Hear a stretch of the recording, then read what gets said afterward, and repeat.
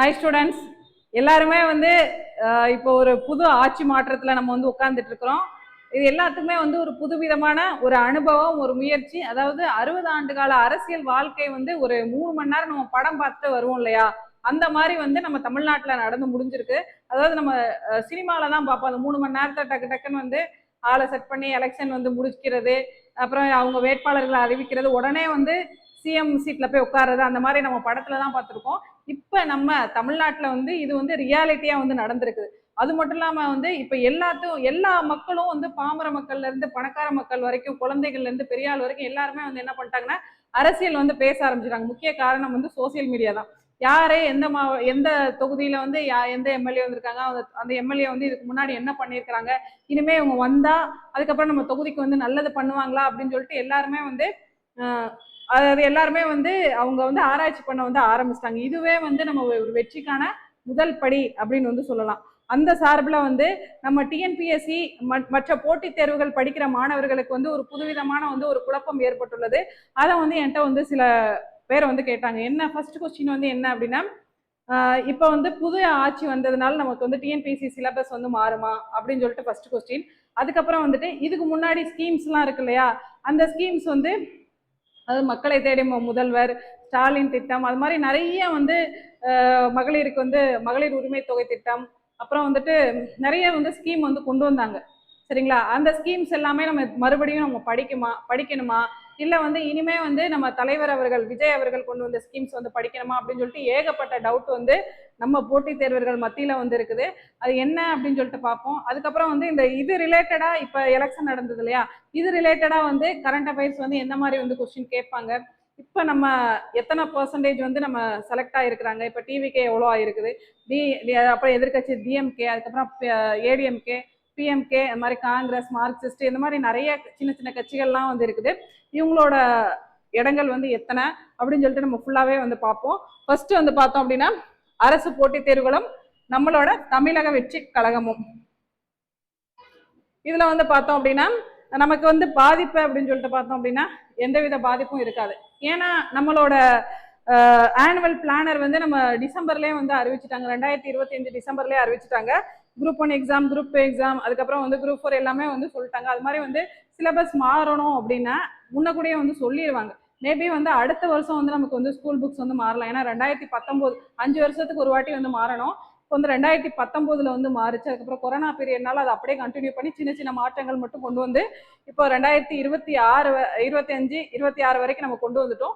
இன்னும் புக்கு மாற்றம், சிலபஸ் மாறும் அப்படிங்கிறது, ஸ்கூல் புக்ஸ் மாறுங்கிறது வந்து இனிமே வந்து மாறாது. அப்படி மேபி மாறுச்சு அப்படின்னா அடுத்த வருஷம் 2027 இருக்கு இல்லையா, 2026 27 அந்த கல்வியாண்டுல வந்து கட்டாயம் ஒரு 90% வந்து வாய்ப்பு இருக்கு, புக்கு வந்து மாறதுக்கு வாய்ப்பு இருக்கு.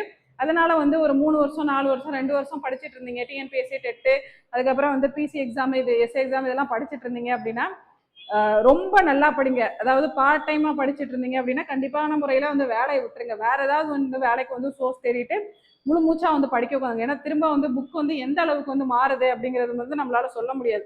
மாறுச்சு அப்படின்னா திரும்ப நீங்க முதல்ல இருந்து உட்காந்து படிக்கணும். நல்லா ஒரு 90% வந்து நான் நல்லா படிச்சு முடிச்சிட்டேன் அப்படிங்கும்போது புக்கு வந்து வாரதுக்கு வாய்ப்பு இல்லை.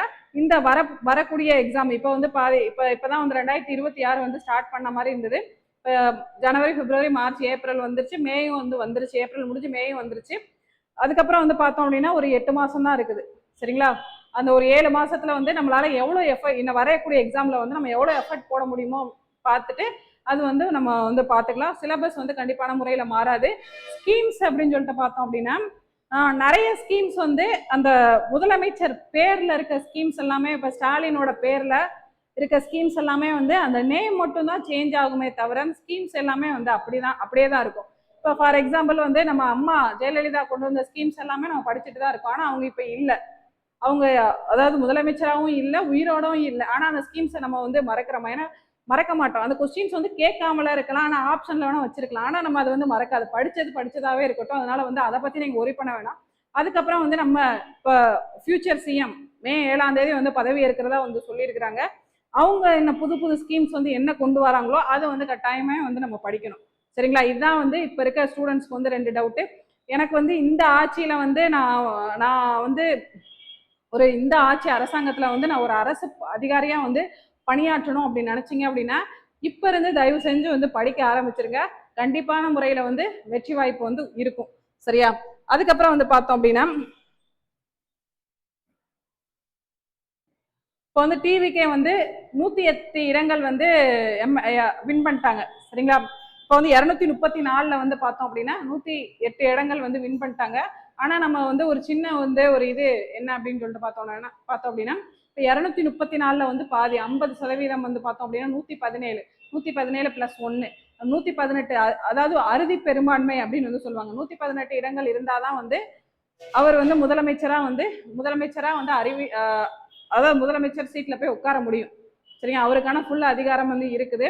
ஆனா நம்மளோட டிவிக்கே வந்து மொத்தம் எத்தனை சீட் வந்து வின் பண்ணியிருக்காங்க அப்படின்னா 108 சீட் வந்து வின் பண்ணியிருக்காங்க. அப்போ வந்து இவங்க என்ன பண்ணணும்னா அலையன்ஸுக்கு வந்து போகணும். எப்படி அப்படின்னா யாரு கூடயாவது சின்ன சின்ன கட்சிகள் வந்து ஜெயிச்சிருப்பாங்க இல்லையா, அவங்க கூட வந்து அலையன்ஸ் வந்து வச்சுக்கிடணும். அப்படி பார்க்க விஜய்க்கு வந்து ஃபர்ஸ்ட் ஒரு பாசிபிலிட்டி என்ன அப்படின்னு பார்த்தோம் அப்படின்னா டிவிக்கே வந்து அதாவது 118 வர்றதுக்கு இன்னும் ஒரு 10 சீட்டு வந்து நமக்கு வேணும்.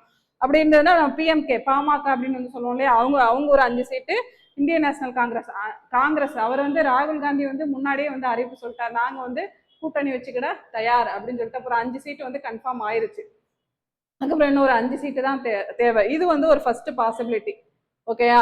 118 வர்றதுக்கு. அப்புறம் செகண்ட் பாசிபிலிட்டி என்ன அப்படின்னு சொல்லிட்டு பார்த்தோம் அப்படின்னா பிஎம்கே வந்து 2, அப்புறம் முஸ்லீம் லீக்ல வந்து ஒரு 2 சீட்டு, அதுக்கப்புறம் கம்யூனிஸ்ட்ல வந்து 2, சிபிஐ மார்க்சிஸ்ட்ல வந்து 2. இப்படி வச்சோம் அப்படின்னா 119 வந்து வந்துருச்சு. இவங்களெல்லாம் நம்ம கூட்டணி வச்சுக்கிட்டோம்னா இந்த மாதிரி ஒரு பாசிபிலிட்டி. மூணாவது பாசிபிலிட்டி என்ன அப்படின்னு பார்த்தோம் அப்படின்னா டிவிகே, இந்தியன் நேஷனல் காங்கிரஸ்ல ஒரு 5 சீட்டு, முஸ்லீம் லீக்ல ஒரு 2, சிபிஐல 2, சிபிஐஎம்ல வந்து 2, மொத்தம் வந்து 119. இது ஒரு பாசிபிலிட்டி. அடுத்து வந்து 4வது பாசிபிலிட்டி என்ன அப்படின்னா ஏடிஎம்கே கூட ஒரு கூட்டணி. இது வந்து நடக்குமா நடக்காதா அப்படின்னு சொல்லிட்டு நமக்கு தெரியாது. பட் வந்து இந்த மாதிரி இருந்ததுன்னா இது ஒரு பாசிபிலிட்டி. மொத்தம் வந்து ஒரு ஸ்ட்ராங் மெஜாரிட்டி வந்து வந்துடும். சரிங்களா? But ADMK May ask for deputy CM post. அப்படி வந்து ஸ்ட்ராங் மெஜாரிட்டி வந்தது அப்படின்னா இந்த ஏடிஎம்கே இருக்காங்க இல்லையா, அவங்க வந்து என்ன பண்ணுவாங்க அப்படின்னா எங்களுக்கு வந்து சிஎம் போஸ்ட் வந்து கொடுங்க அப்படின்னு சொல்லிட்டு டைரக்டா வந்து கேட்கலாம். அப்படி இல்லை அப்படின்னா நீங்க 2 வருஷமா சிஎம்மா இருந்துக்கோங்க, நாங்க ஒரு 2.5 வருஷமா வந்து சிஎம்மா இருந்துக்கிறோம் அப்படின்னு சொல்லிட்டு நம்ம பார்ட்டா வந்து பிரிக்கலாம். அந்த மாதிரி வந்து ஆப்பர்ச்சுனிட்டி இருக்கு. அவங்க சொல்லுவாங்க சப்போஸ் வந்து ஏடிஎம்கேக்குள்ள நம்ம அலையன்ஸ் வச்சோம் அப்படின்னா டெபுட்டி சிஎம் போஸ்ட், அதாவது துணை முதலமைச்சர் போஸ்ட் கேட்பாங்க, இல்லாட்டி முதலமைச்சர் போஸ்ட் கூட கேட்பாங்க. அது 2வது விஷயம். இம்பார்ட்டன்ட் மினிஸ்ட்ரிஸ் வந்து கேட்பாங்க, ஆர் பவர் ஷேர், அந்த பவர்ல வந்து எங்களுக்கு ஷேரிங் வேணும் அப்படின்னு சொல்லிட்டு கேட்பாங்க. அதுக்கு வந்து இந்த 3 விஷயமே வந்து பாசிபிலிட்டி அப்படிங்கிறது வந்து எங்களோட கருத்து. உங்களோட கருத்து எதா இருந்தாலும் வந்து கமெண்ட் பண்ணுங்க, நம்ம பார்ப்போம். அதான் வந்து கொடுத்துருக்காங்க possible ways PMK and NIC காங்கிரஸோட வச்சுக்கிட்டோம் அப்படின்னா அந்த இது வந்து ஓகே அப்படிங்கிற மாதிரி வந்து சொல்லியிருக்காங்க. இப்போ வந்து பெரும்பான்மை 118 பெரும்பான்மை இல்லை அப்படின்னா என்ன நடக்கும் அப்படின்னு சொல்லிட்டு பார்த்தோம் அப்படின்னா தமிழகத்தில் அல்லது எந்த மாநிலத்திலும் தேர்தல் முடிவில் யாரும் தெளிவான பெரும்பான்மை வந்து நிரூபிக்க முடியாவிட்டால், அதாவது 118 சீட்டு வந்து அவங்க நிரூபிக்க முடியாவிட்டால் என்ன ஆகும் அப்படின்னு சொல்லிட்டு பார்த்தோம் அப்படின்னா ஆளுநர் வந்து அந்த சட்டசபையில வந்து கூடுவாரு. அது கூட போகும்போது என்ன பண்ணுவாங்க அப்படின்னா மிகப்பெரிய கட்சியை அழைத்து அல்லது கூட்டணியை அழைத்து, மிகப்பெரிய கட்சினா நம்ம டிவிக்கே தான். சரிங்களா? ஏன்னா 108 சீட்டு வந்து வின் பண்ணியிருக்காங்களா, அவங்களுக்கு வந்து அழைத்து ஆட்சி வாய்ப்பை சிஎம் சீட்டை வந்து தருவாங்க அவர்கள். ஆனா வந்து அவர்கள் வந்து பெரும்பான்மை வந்து நிரூபிக்க வேணும், எங்க இதுல வந்து 118 இருக்காங்க அப்படின்னு சொல்லிட்டு. அடுத்து வந்து அதிகார சோதனை ஃபிளார் டெஸ்ட் அப்படின்னு வந்து சொல்லுவாங்க. சட்டமன்றத்தில் எம்எல்ஏக்களுக்கு வந்து வாக்கெடுப்பு வந்து நடக்கும். அதுல வந்து 234 தொகுதிகளில் வந்து குறைந்தது 118 எம்எல்ஏ வந்து ஆதரவு தேவை. இதை நிரூபிக்க முடியாவிட்டால் அரசு விழும். இந்த இதைத்தான் நம்ம சொல்றோம் 118 அப்படின்னு சொல்லிட்டு. அப்படி இல்லை அப்படின்னா முதல் அரசு வந்து தோல்வி அடைஞ்சிருச்சு, இப்ப விஜய் கூட வந்து யாருமே வந்து கூட்டணி வைக்க விரும்பல அப்படின்னா 2வது பெரும்பான்மையான அரசு வந்து என்ன அப்படின்னு சொல்லிட்டு பார்த்தோம்னா நம்ம டிஎம்கே அவங்கள அமைச்சு நீங்க வந்து அவங்களுக்கு ஒரு வாய்ப்பு தருவாங்க, நீங்க யாரு கூடயாவது கூட்டணி வைக்கிறீங்களா அப்படின்னு. அப்படி வந்து நம்ம ஏடிஎம்கேயும் டிஎம்கேயும் சேர்ந்தது அப்படின்னா அவங்க வந்து முதலமைச்சர் ஆகுறதுக்கு கூட்டணி வச்சுக்கிட்டாங்க அப்படின்னா அவங்க வந்து முதலமைச்சர் ஆகிறதுக்கான வாய்ப்பு வந்து அதிகமாகவே வந்து இருக்குது. அதுதான் வந்து சொல்லியிருக்கிறாங்க.